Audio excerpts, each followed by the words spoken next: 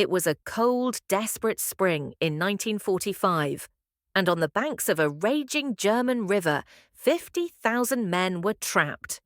Behind them, the relentless advance of an entire Soviet army.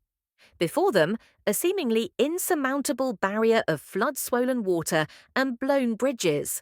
Their only escape route was gone. Surrender or annihilation appeared to be the only options. But in this moment of utter crisis, the order was given not to soldiers, but to craftsmen, to men whose weapons were saws and hammers. The command was simple yet impossible. Build a bridge. Build it where no bridge can be built, and do it in a single day. This is the story of Operation Brückenschlag, the bridge strike, the story of the 84th Engineer Battalion, the 1058th Engineer Port Construction and Repair Group, and a band of carpenters, riggers and steelworkers who were asked to perform a miracle. This is when carpenters built a bridge in 24 hours, the miracle that saved 50,000 men. The date, April 25, 1945. The location, the Oder River's eastern bank, near the town of Garz, Germany. The trapped force, the German Armeeabteilung Steiner, or Army Detachment Steiner, a desperate patchwork of Wehrmacht, Waffen-SS, Luftwaffe field divisions, and Volkssturm militia. They numbered roughly 50,000 souls. Their commander, the controversial, hard-nosed SS Obergruppenführer Felix Steiner. For weeks, Steiner's men had been conducting a bloody fighting withdrawal, a rearguard action aimed at delaying Marshal Zhukov's first Belarusian front. Their strategic goal was to buy time for civilians and shattered units to flee west, potentially to surrender to the Western Allies rather than face the vengeful Soviet advance. But now their withdrawal had hit a catastrophic obstacle. The Oder River here was not a gentle stream. Spring thaw and rains had swollen it to over 400 meters wide, nearly a quarter of a mile, with a powerful, treacherous current. Every permanent bridge for miles had been destroyed by Allied bombs or German demolition teams to slow the Soviets. The only crossing points were a handful of overtaxed, vulnerable ferries, moving at a snail's pace under constant Soviet artillery and air observation. Steiner knew his situation was terminal. His men were exhausted, low on ammunition, and with morale crumbling. To his east, the forward elements of the Soviet 61st Army were closing the Weiss, their lead tank columns less than a day's march from the riverbank. If caught in the open, against the water, his command would be obliterated. He needed a bridge, a real bridge, capable of handling tanks, trucks, horse-drawn wagons, and tens of thousands of fleeing infantry. He turned to his chief engineer, Major Alfred Braun. Major Braun surveyed the site. The chosen location was a nightmare. The banks were soft and muddy. The river depth was unpredictable. They had no heavy construction equipment. It had all been lost in the retreat. All they had were hand tools, raw courage, and the men of the engineer units. These were not frontline combat troops in the traditional sense.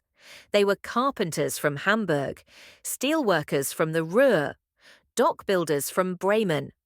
Their war had been one of construction and repair. Now they would be asked to fight for their lives with the only skills they had. At 0600 hours on April 26, the order was formalized. The bridge must be operational by dawn on April 27th, a 24-hour window. The engineers had scrounged some critical materials: timber from a nearby sawmill, steel cables from a destroyed harbour crane, a small stockpile of prefabricated wooden trestle components meant for railroad repair. It was not enough. Not nearly enough. The design was a hybrid, a Schwimmbrücke, a floating bridge, for the central span, using commandeered river barges and fishing boats as pontoons, connected to fixed trestle sections on the banks. The math was daunting. They needed at least 12 large pontoons. They had 4. The timber required for the decking and supports ran into the hundreds of cubic meters. They had perhaps a third of that. The work began in a frantic, yet organised chaos. Squads fanned out into the surrounding countryside, commandeering every flat-bottomed boat, barge and raft they could find. Other teams began felling trees, their axes and crosscut saws biting into the cold pine forests. The sound of industry replaced, for a moment, the sound of war. But the war was coming. By 1400 hours, Soviet forward observers had spotted the activity. The first ranging shots from 122mm howitzers began to land in the river, sending geysers of filthy water into the air. The engineers now worked under intermittent fire.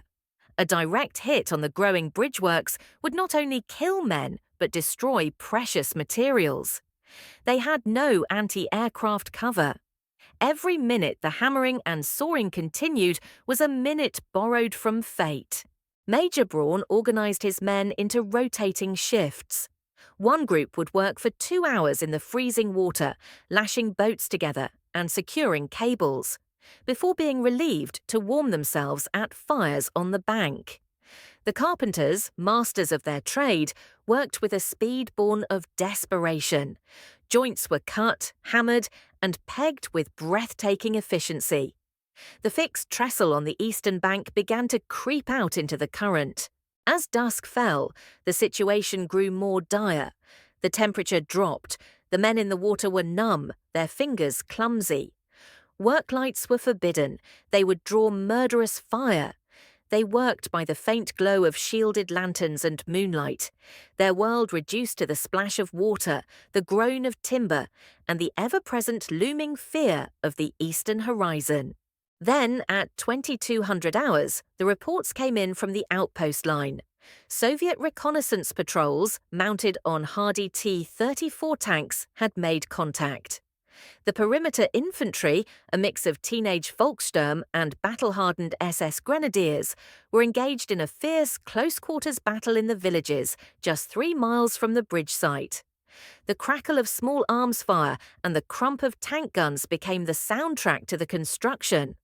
The bridge was no longer just an escape route, it was a race against the Red Army's clock, stretching 200 meters into the black water. The central floating section was incomplete, a gap of 50 meters yawning in the middle of the river where the current was strongest. They were out of boats. The last 2 suitable barges had been holed by shell fragments and were taking on water. The timber supply was exhausted, and the men were at the absolute limit of human endurance. Then, at 1 o'clock hours on the 27th, the Soviet commander, sensing the critical moment, unleashed a full artillery barrage. Not just harassment fire, but a concentrated bombardment aimed at wiping the bridge and its builders from the face of the earth. The night sky was torn open by flashes. The river erupted. A direct hit on the eastern trestle sheared off a critical support beam, sending 10 meters of decking and 3 engineers into the rushing water. They were gone in seconds. Among them, his voice a steady, commanding force. "We continue! We have no choice! Find more timber! Plug the holes in those barges with anything, clothing, blankets, wood pulp." But the material crisis was absolute. They needed a miracle of logistics, not just engineering. And then, from the darkness of the western bank, it arrived. A convoy of odd, rattling vehicles emerged. They were trek columns, refugee wagons pulled by weary horses. Civilians had heard of the bridge, their last hope to cross. And they came not just to cross, but to contribute. Old men stepped forward, offering the wooden sides and planks from their own wagons. "Take them," one said, his voice trembling. "What use is a wagon if we are dead?" Women and children carried forward furniture from abandoned houses, doors, tabletops, bed frames. A company of Hitler youth, barely in their teens, arrived carrying wooden beams they had torn from a bombed-out factory. It was not regulation, it was not in any engineering manual, but it was wood, it was hope. The engineers, with tears of exhaustion and gratitude mixing with the river water on their faces, took this motley offering and fed it into the bridge. A door became a patch on a pontoon. A wagon side became a deck plank. The bridge, this Frankenstein's monster of military engineering and civilian desperation, inched forward. Yet, as the first grey light of dawn touched the sky at 0500 hours, the greatest crisis arrived.